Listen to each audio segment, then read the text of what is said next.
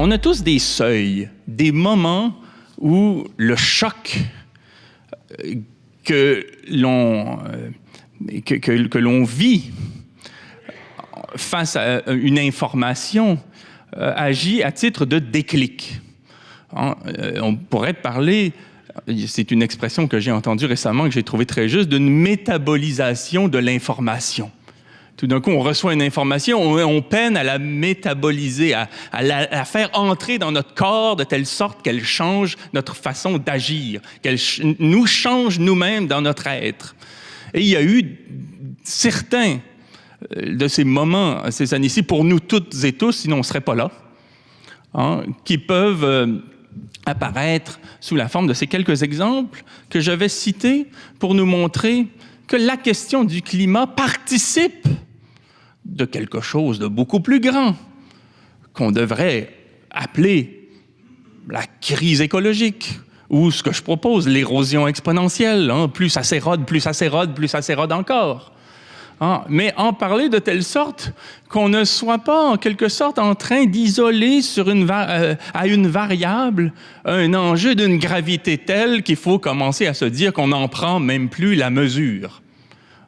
Parce que le climat peut toujours donner l'idée qu'on a isolé un problème.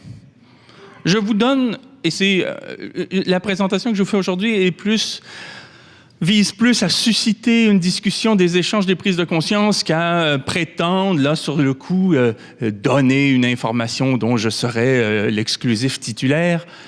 Il s'agit de montrer comment des informations qui nous parviennent, qui sont rigoureuses, sont de nature à nous faire changer d'attitude par rapport à cet enjeu qui est tout de suite grave. J'apprends cette année qu'en France, dans les champs, 30% des oiseaux ont disparu dans un terme très court. 30%. En Amérique du Nord, on parle d'une disparition des abeilles de l'ordre de 25%. En Allemagne, en 30 ans, 75% des insectes ont disparu.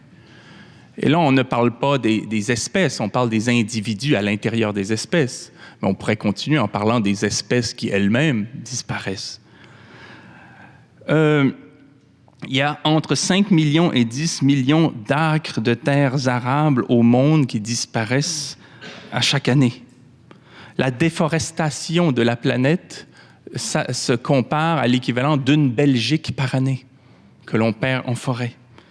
L'Atlantique a vu la morue disparaître, tout simplement.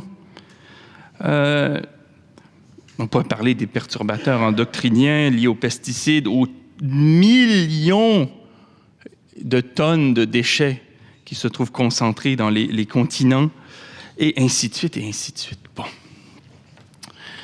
Alors, moi, ce que je voudrais vous proposer, là, c'est, au fond, une lecture à partir de mes recherches pour essayer de comprendre pourquoi le climat, pourquoi on a tant focalisé sur le climat, alors que toutes ces données-là ensemble, si on les citait tout le temps, en plus de l'enjeu climatique que je ne veux absolument pas minimiser, vous me comprenez, là, si on les présentait toujours ensemble, nous confronterait à un tableau global littéralement insupportable, qu'on ne pourrait pas isoler par rapport à un paramétrage qui consiste à penser en termes de température, en termes d'échéancier, mais en tant qu'il est déjà trop tard, en tant qu'il faut déjà essayer d'éteindre des feux.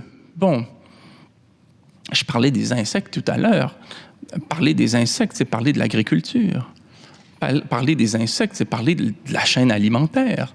Parler des insectes, c'est parler de perturbations qui expliquent, et qui ne sont pas étrangères au climat, de toute façon, tout étant relié, mais c'est tout ça qu'il faut voir, là, qui explique en quoi les scientifiques du GIEC disent, après un certain seuil, qu'on le pense en termes de température ou autre, nous ne répondons pas du reste. Nous ne pouvons pas savoir ce qui surviendra lorsque nous serons arrivés à telle ou telle étape. C'est imprévisible, tellement les conséquences peuvent être de grande envergure.